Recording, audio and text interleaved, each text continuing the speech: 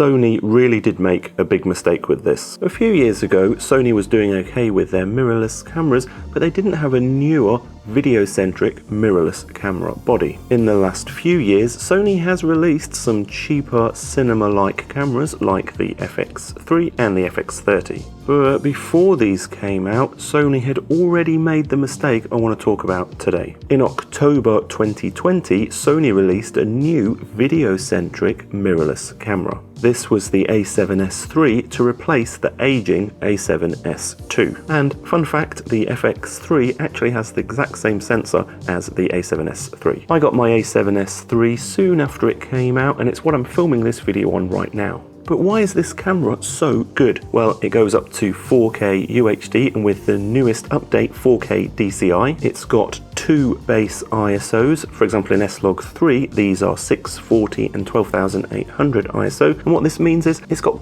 great low light performance. If you're in a dark situation, you can just switch up to that second high base ISO of 12800, and you're going to get a great image quality with so much less noise at that high ISO level. It's got a fully articulating screen and a great viewfinder, and of course it's got great image quality and also great dynamic range. It's got a few different stabilization options which all work really well, including the ability to record gyro data and stabilize it in post-production, and there's loads more that I could talk about. So why haven't I upgraded to something like the FX3? The FX3 has the same sensor, which means it also has great low light performance. It's got much better rigging or mounting options built right into the camera body. We get professional level XLR microphone inputs on the top handle. We get extra exposure modes like Cine EI, and loads more cinematography or video-centric features. If all you want is a small, great video-centric camera, then the FX3 makes a great choice. So that begs the question, why haven't I upgraded